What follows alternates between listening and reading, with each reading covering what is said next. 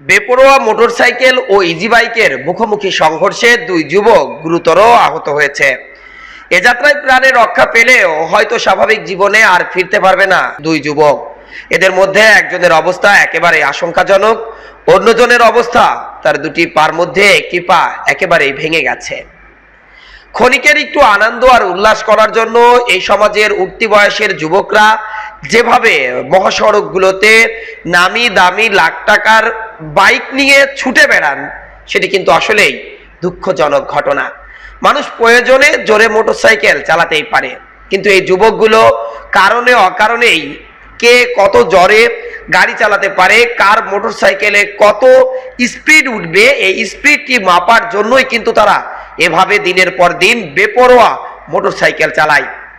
আমরাও হয়তো মাঝে মাঝে জোরে মোটরসাইকেল চালাই, আপনিও চালান, কিন্তু সেটা প্রয়োজনে, প্রয়োজন ব্যতীত কখনোই জোরে মোটরসাইকেল চালাবেন না। প্রয়োজনেও জোরে মোটরসাইকেল চালানোটি আসলে একটি খারাপ দিক। আমার মোটরসাইকেলের গতি যদি সবসময় 60-এর মধ্যে থাকে, তাও কিন্তু গ্রামীণ সড়কগুলোতে মনে হবে অনেক জোরে চলছে। মহাসড়কগুলোতে আসলে সেই গাড়িগুলোর গতি একটু কম মনে হয়। কিন্তু আমরা যখন এই উঠতি বয়সের যুবকদের সাথে নানা সময় কথা বলেছি, জানতে পেরেছি তাদের মোটরসাইকেলের স্পিড নাকি 100-র উপরে তুলতে হবে বা 100-র কাছাকাছি রাখতে হবে, তা না হলে তাদের নাকি চলবেই না। কি একটা কথা বলতে পারেন, একটি মানুষ বেঁচে থাকবে তারপরেই না তাকে জোরে মোটরসাইকেল চালানো বা অন্যান্য কাজ করতে পারে। সে কাকে দেখানোর জন্য তারা এত জোরে মোটরসাইকেল চালায়? রাস্তায় একদল অল্প বয়সের মেয়েদের দেখলেই এই উঠতি বয়সের মোটরসাইকেল চালকরা তাদের মোটরসাইকেলের গতিগুলো আরো কয়েক গুণ বাড়িয়ে দেয়। এতে কি লাভ হয়? সে যদি একটু আস্তে চালাতো, রাস্তায় হয়তো সেই সুন্দরী মেয়েদের চেহারাটা সে একটু হলেও দেখতে পারত। কিন্তু অতি দ্রুত মোটরসাইকেল চালানোর কারণে রাস্তার সেই সুন্দরী মেয়েদের চেহারাটাও তার দেখা হলো না। আবার অতিরিক্ত গতিতে মোটরসাইকেল চালানোর কারণে সড়ক দুর্ঘটনার কবলে পড়ে সারা জীবনের মতো তিনি আর সুস্থ জীবনে ফিরতে পারলেন না। এই যে উঠতি বয়সের যে দুজন যুবককে দেখতে পাচ্ছেন, হয়তো তাদের ভিডিও আমি খুব একটা দেখাচ্ছি না, রক্তাক্ত এই শরীরগুলো আসলে ফেসবুক মেনে নেবে না যে এটি আপনারা দেখতে পাবেন, সেটা কিন্তু বোধগম্য নয়। সে কারণেই হয়তো ব্লার করে দিয়ে সেগুলো আমরা প্রচার করছি।